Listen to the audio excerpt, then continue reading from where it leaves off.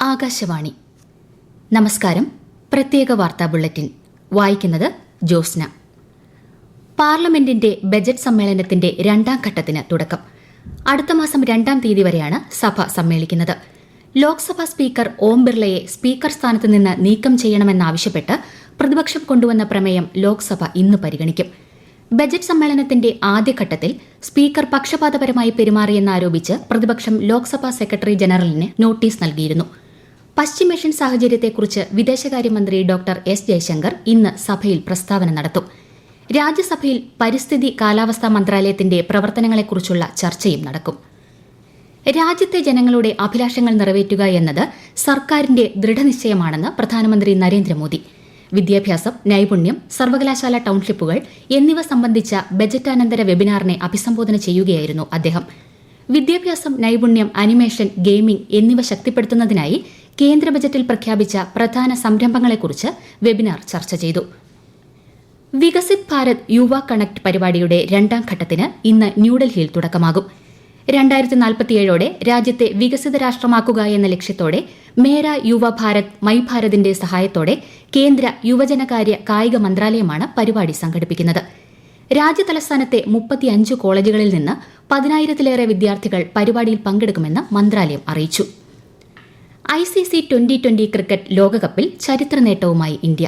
ന്യൂസിലൻഡിനെ 96 റൺസിന് പരാജയപ്പെടുത്തി 3-ാം വട്ടവും ലോകകപ്പ് കിരീടം നേടിയപ്പോൾ പുതുചരിത്രം എഴുതിയതിനോടൊപ്പം ചരിത്രം തിരുത്തുകയുമായിരുന്നു ടീം ഇന്ത്യ. അടുപ്പിച്ച് 2 വട്ടം കിരീടം നേടുന്ന ടീമും ഇന്ത്യയാണ്.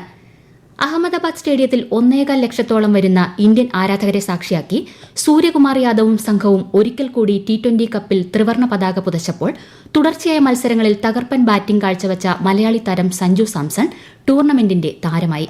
4 ഓവറിൽ 15 റൺ മാത്രം വിട്ടു നൽകി 4 വിക്കറ്റും സ്വന്തമാക്കിയ ജസ്പ്രീത് ബുംറയായിരുന്നു ഇന്നലത്തെ കളിയിലെ താരം. ICC T20 ലോകകപ്പ് കിരീടം നേടിയ ഇന്ത്യൻ ടീമിനെ രാഷ്ട്രപതി ദ്രൌപദി മുർമു, ഉപരാഷ്ട്രപതി CP രാധാകൃഷ്ണൻ, പ്രധാനമന്ത്രി നരേന്ദ്രമോദി, മുഖ്യമന്ത്രി പിണറായി വിജയൻ ഉൾപ്പെടെയുള്ളവർ അഭിനന്ദിച്ചു. 3 തവണ ലോകകപ്പ് നേടുന്ന ഏക രാജ്യമെന്ന അഭിമാനകരമായ നേട്ടം ഇന്ത്യ കൈവരിച്ചതായി രാഷ്ട്രപതി പറഞ്ഞു. ഇന്ത്യൻ ടീമിന്റെ കഴിവും നിശ്ചയദാർഢ്യവുമാണ് ഈ നേട്ടത്തിന് പിന്നിലെന്ന് പ്രധാനമന്ത്രി സമൂഹമാധ്യമത്തിൽ കുറിച്ചു. കേരളത്തിൽ ഈ വർഷം ജനുവരി 1-ന് 18 വയസ്സ് പൂർത്തിയായിട്ടും തീവ്ര വോട്ടർ പട്ടിക പരിഷ്കരണ സമയത്ത് പേര് ചേർക്കാൻ സാധിക്കാത്തവർക്ക് പട്ടികയിൽ പേര് ചേർക്കാൻ അവസരം. voters.eci.gov.in എന്ന വെബ്സൈറ്റിലൂടെയോ ECI നെറ്റ് മൊബൈൽ ആപ്ലിക്കേഷൻ വഴിയോ ബൂത്ത് തല ഓഫീസർ വഴിയോ അപേക്ഷിക്കാം. നാമനിർദ്ദേശ പത്രിക സമർപ്പിക്കാനുള്ള അവസാന തീയതി വരെയാണ് പേര് ചേർക്കാൻ അവസരം. മുഖ്യ തെരഞ്ഞെടുപ്പ് കമ്മീഷണർ ഗ്യാനേഷ് കുമാർ കൊൽക്കത്തയിലെത്തി. തിരഞ്ഞെടുപ്പ് കമ്മീഷണർമാരായ സുഖ്ബീർ സിംഗ് സന്ധു, വിവേക് ജോഷി എന്നിവർ അദ്ദേഹത്തോടൊപ്പമുണ്ട്. പശ്ചിമബംഗാളിലെ നിയമസഭാ തെരഞ്ഞെടുപ്പ് ഒരുക്കങ്ങൾ സംഘം അവലോകനം ചെയ്യും. കേരള ശാസ്ത്ര സാങ്കേതിക പരിസ്ഥിതി കൌൺസിലിന്റെ നേതൃത്വത്തിൽ തിരുവനന്തപുരം തോന്നയ്ക്കൽ ബയോ ലൈസൻസ് പാർക്കിൽ ആരംഭിക്കുന്ന centre of excellence in nutraceuticals മുഖ്യമന്ത്രി പിണറായി വിജയൻ ഇന്ന് ഉദ്ഘാടനം ചെയ്യും. KDISC, കിഫ്ബി, KSIDC എന്നിവയുടെ സഹകരണത്തോടെയാണ് കേന്ദ്രം സജ്ജമാക്കിയത്. കൊട്ടാരക്കര രവി നഗറിൽ സജ്ജമാക്കുന്ന 80 കോടി രൂപയുടെ IT പാർക്കിന്റെ നിർമ്മാണോദ്ഘാടനം മുഖ്യമന്ത്രി പിണറായി വിജയൻ ഇന്ന് നിർവഹിക്കും. 10 നിലകളിലായി 1.47 ലക്ഷം ചതുരശ്ര അടി വിസ്തീർണത്തിലാണ് IT പാർക്ക് നിർമ്മിക്കുന്നത്. ഇറാനിൽ പുതിയ പരമോന്നത നേതാവിനെ പ്രഖ്യാപിച്ചു. US ഇസ്രായേൽ ആക്രമണത്തിനിടെ കൊല്ലപ്പെട്ട അയത്തുള്ള അലി ഖമനേയിയുടെ മകൻ മോജ്തബ ഖമനേയിയെ പുതിയ പരമോന്നത നേതാവായി ഇറാൻ ഔദ്യോഗികമായി പ്രഖ്യാപിച്ചു.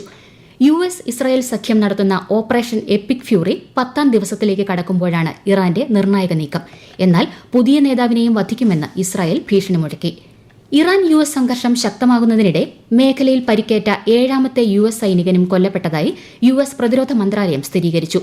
ഇതിനിടെ ഇറാന്റെ വ്യോമാക്രമണങ്ങളെ നിയന്ത്രിക്കുന്ന റവല്യൂഷണറി ഗാർഡ് ആസ്ഥാനം തകർത്തതായി ഇസ്രായേൽ അവകാശപ്പെട്ടു. സൌദി അറേബ്യയിലെ ഷൈബ എണ്ണപ്പാടം ലക്ഷ്യമിട്ടെത്തിയ ഡ്രോൺ തകർത്തതായി സൌദി പ്രതിരോധ മന്ത്രാലയം അറിയിച്ചു.